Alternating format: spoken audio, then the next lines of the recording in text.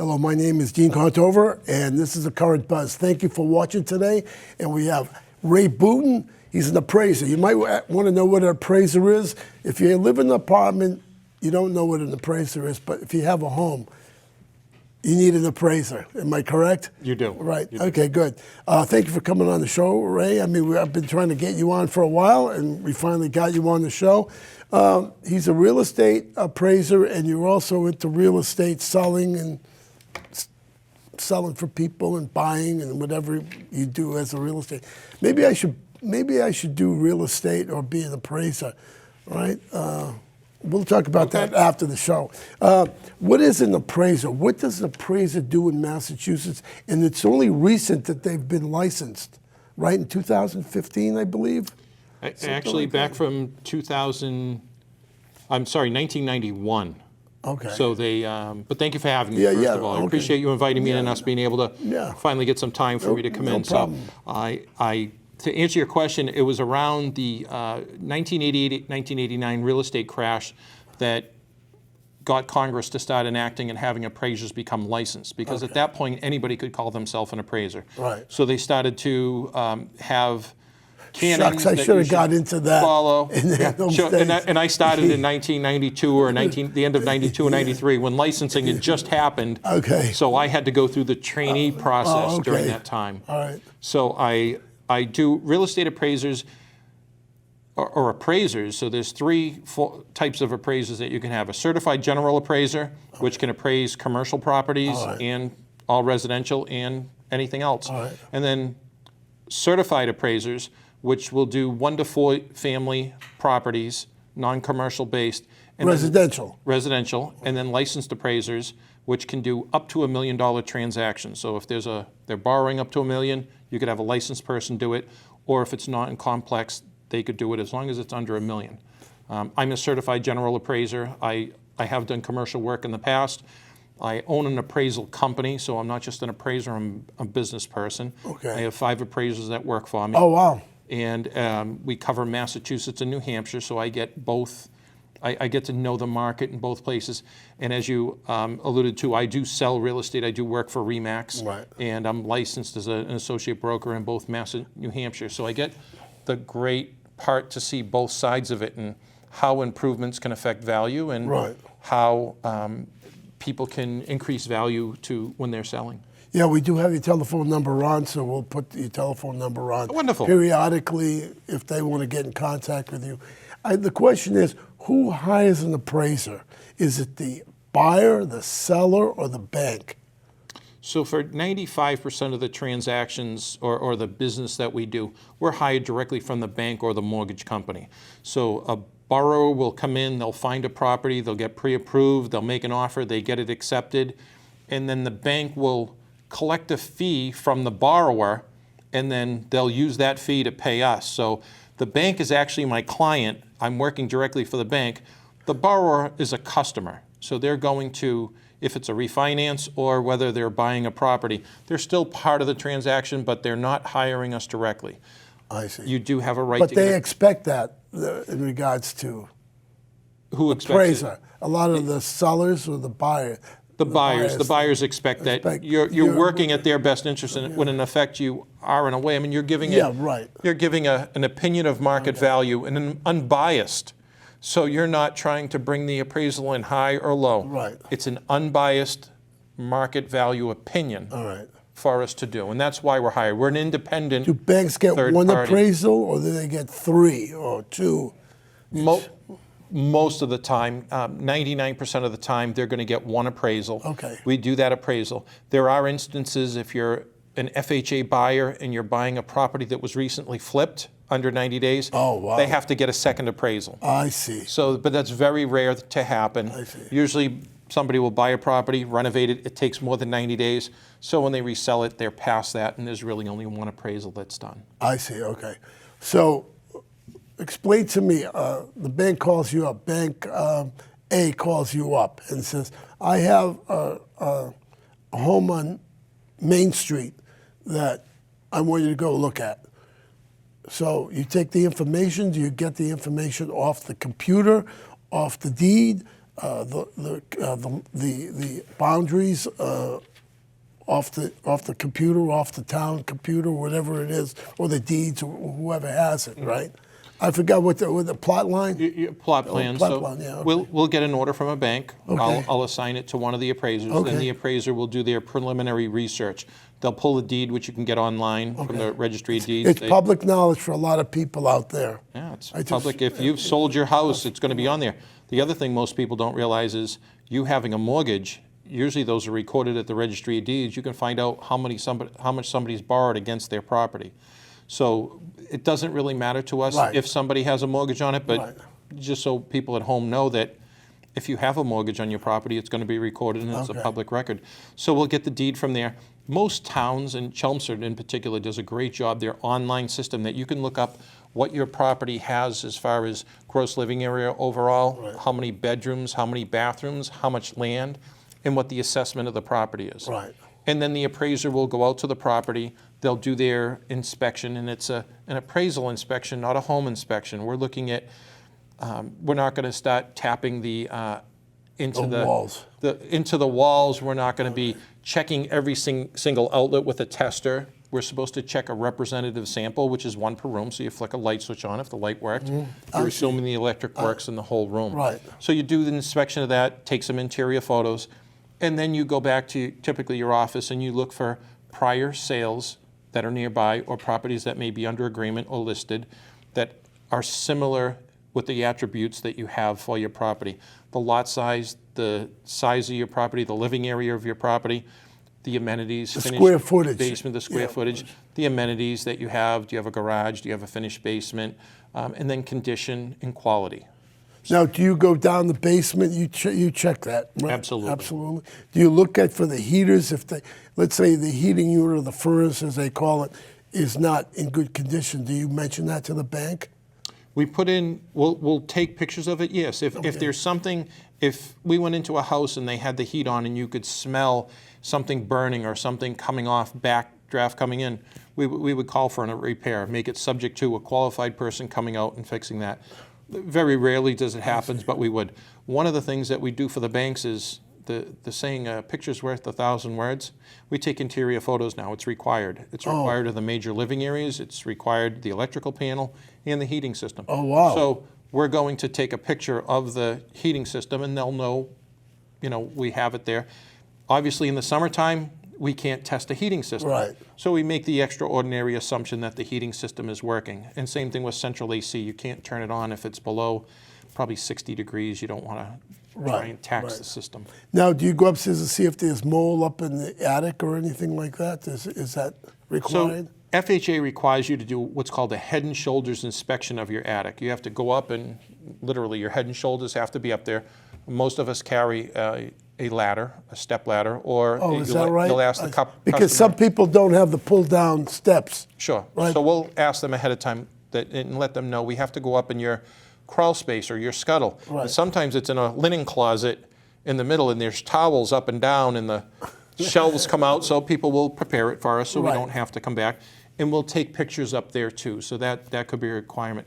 To say something has mold, you're getting a little bit, unless you test it, you don't really know if it's mold or not. Right. It could just be black paint. It could be discolored. So we'll take pictures and make an assessment from there and then ask for maybe an additional testing to be done. In regards to roofs, do you say that this particular home needs a new roof? What you had mentioned that earlier. One of the things we do with roofs is we take a picture of the roof so we can show the bank what's there. And if the roof is very worn, we may make Or if there's a bow in the roof. if there's a bow in the roof, we may call for somebody more qualified to come out and assess whether there's a safety hazard or a structural issue. As far as the shingles, we've had houses that you drive by them and you go, wow, that roof, how is it keeping water out? Right. It could be at the end of its economic life. We may make a statement in there, the roof may not have 2 years of remaining life left. Okay. A professional may need to come out and take a look and verify there's 2 years life left. And the reason 2 years life is important is Fannie Mae and Freddie Mac require a roof to have a minimum of 2 years life left. So if it's in really bad shape, the underwriter's going to see it. the mortgage company or bank's typically going to sell the loan along with the appraisal. That underwriter is going to look at it and say, this roof looks tired. We need something in writing that it meets 2 years life left. Right. Can you negotiate the roof? Is there any way that you could bring down the price, or that would be up to the buyer and the seller?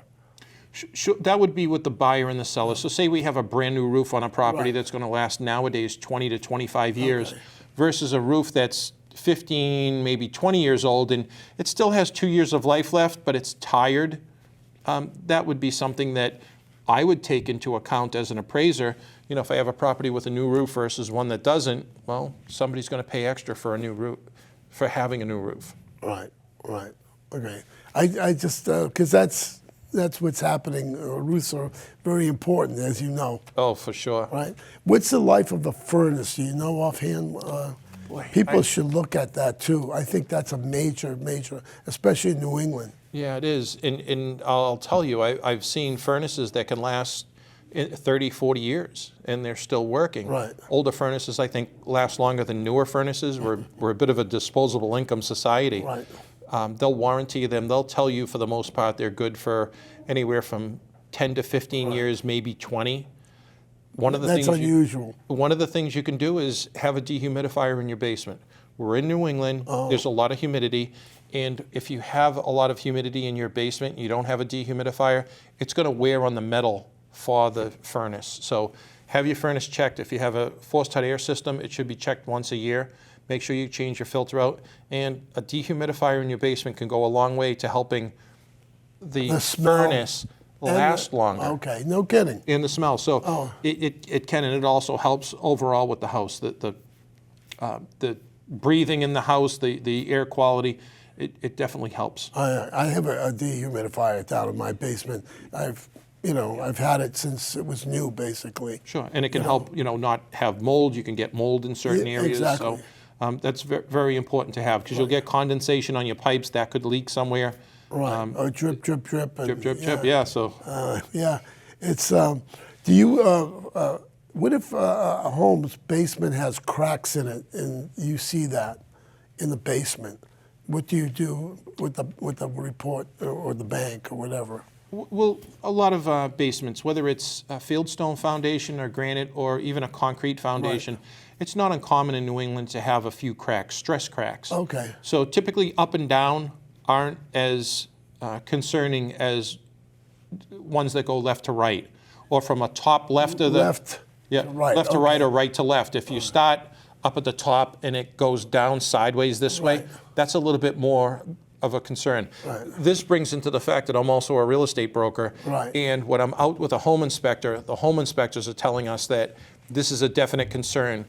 They will typically, under a 1/4 of an inch, they may be okay with it. Once it gets to a 1/4 of an inch or above, the home inspector will call for a professional to come out and look at it. So same thing with us. We may take a picture of it, send it into the bank, and then the underwriter has the final say. People think that the appraiser has the final say. We report to somebody. So we'll send our report into the bank, the appraisal report. The underwriter reviews it. And if the underwriter doesn't like something, one of the pictures, or wants clarification, they may call for somebody more qualified. Does the seller get your report? Does he get a copy of your report? Seller does not get a copy of the report. It's a confidential document. Oh, is it? In effect, where the bank, we send the appraisal to the bank, the borrower doesn't have a right to get a copy of the appraisal from us. We have to get permission from the client, which is usually the bank or mortgage company, to speak to the buyer or the borrower about the report, unless we're hired separately. But in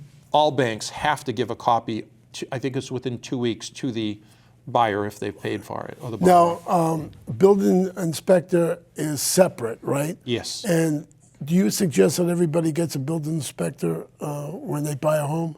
A home inspection. A home inspection. 100%. It's and if my clients don't use, my buyer clients, if they don't use a home inspection, I have a form that they sign that I've showed them why they should have a home inspection, and they're waiving that fact. It is so important. A home inspector not only finds some things that may be latent that we may not catch, but they're a professional, and they do this day in, day out. They know what to look for a forced hot air flame. They check. A good home inspector will check every outlet, they'll be able to tell you if they have reverse polarity or they're missing a ground, which can cause your widescreen TV to blow out, and nobody wants that. No, definitely not. So they do. They have a vital function in the process. And they also help with preventative maintenance. And I don't think people realize that enough. That most home inspectors will give you a book at the end to say you have to change your filter every 2 or 3 months. Your forced hot air filter. For the furnace. Yes. So if there's anybody on, I'm just gonna. If anybody has a furnace going, I want you to check the filter and change it.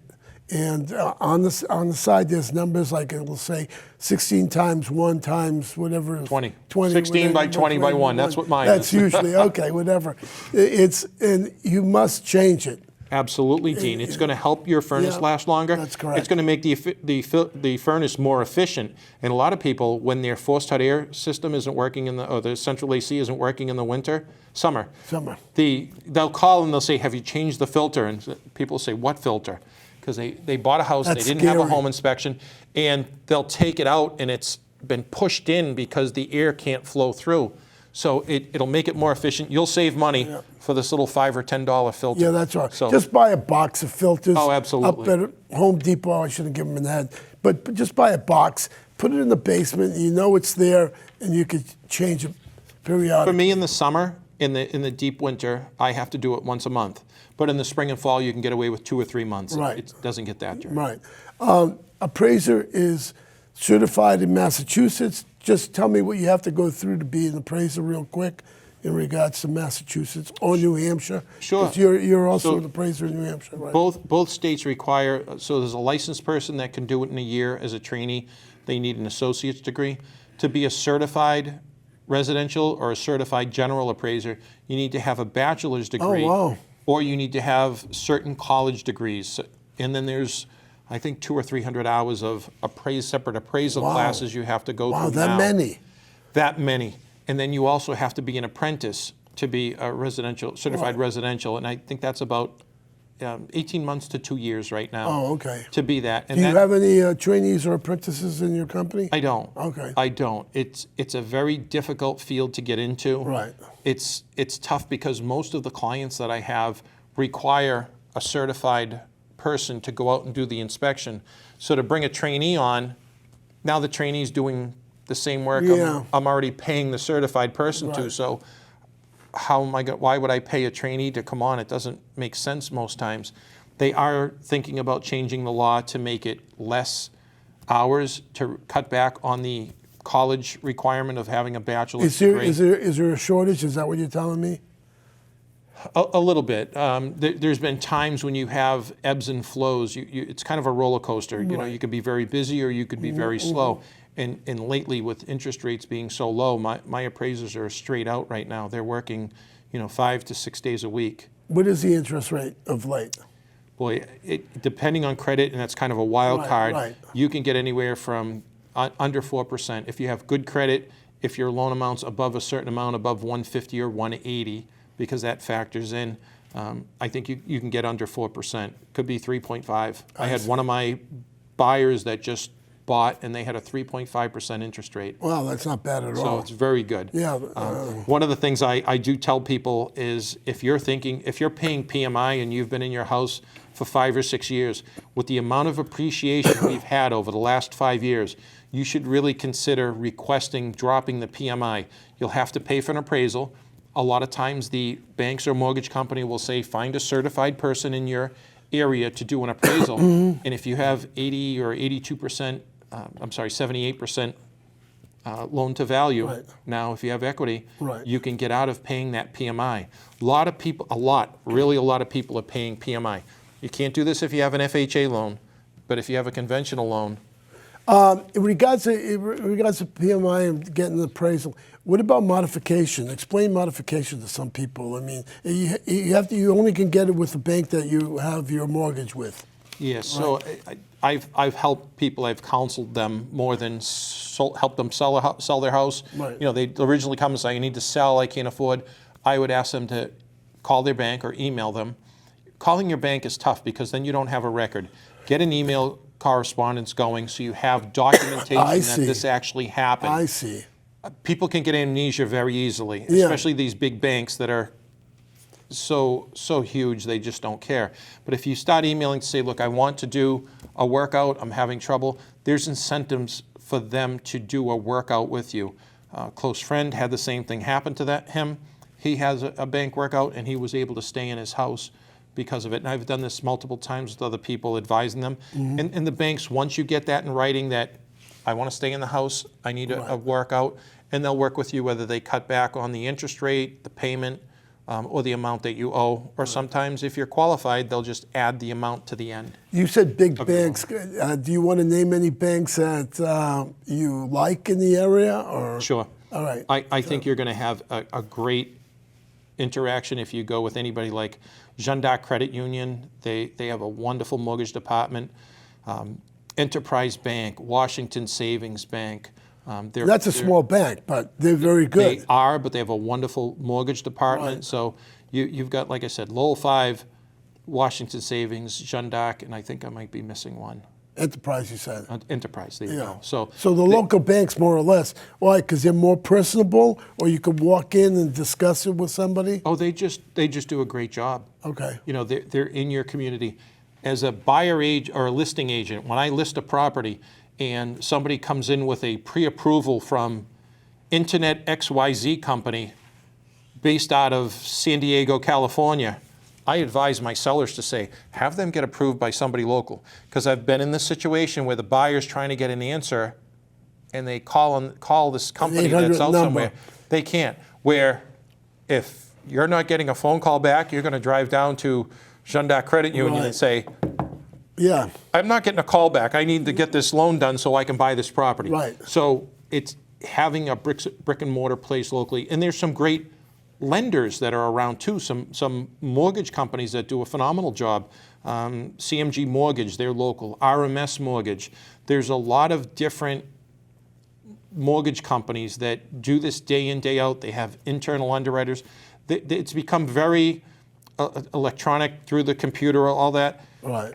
But it's actually helped customers get lower rates because they're able to do a lot through the internet. I see. So it's great, better. So they can contact you and ask you in regards to a mortgage. You could give them suggestions. Oh, I would give them, the ones that I just talked about are great. Or banks. I mean, I wouldn't recommend one. I don't want to get caught up with one because I have these as clients for myself for the appraisal company. No, but understandable. They treat us well as appraisers. You know, we work for them and we appreciate their business, but they treat everybody wonderful. It's, you know, they're giving us business and they don't expect anything back other than for us to be on time and do a good job. They're just wonderful to work with. So you have we're blessed to have that many good opportunities for people here to. We have a minute left. If I wanted to be appraiser, or somebody out there wanted to be appraiser real quick, what would they have to do? Go online and look to see there's a school or appraisal? I would recommend J&B Real Estate Academy. Joe Bryce, he's a local guy. He lives in Chelmsford. He's has an office in Lowell. I went and took a couple of classes with him. And then... He does real estate too, doesn't he? He mostly appraisals now. He used to do more real estate, but he's just doing... He does classes. He does trainings. And he's a dynamic instructor. He'll help you to learn. He'll teach you how to... You know what the coursework is, but he'll give you the practical examples, which is important. And then if you still want to go forward after you've taken a couple of courses, then you need to reach out to different appraisal companies and see who will take you on as a trainee. Yeah, that's difficult. So that's the difficult part of it, to say. So you're going to make that investment and you're not sure. Sure. You know, so that's it's very difficult. Anything else you said in regards, which should somebody do in regards to paint their house and clean it before they sell it? Dean, the biggest question I get as a real estate agent or as an appraiser, what can I do to increase my value? Clean your house and paint. And I'm not talking, pink or purple inside the walls. Right. Something neutral if you're going to sell it. Yeah. Painting is the least expensive way to increase the value of your property. Right. Make sure you get the furniture out. Yes. Cut back, clean it, declutter, paint, and then clean the rugs. Yes. And I would warn anybody, if you're thinking of, well, my kitchen's old, so I'm going to do the kitchen over and then I'm going to sell the house, let me talk to you first. Just give me a quick call.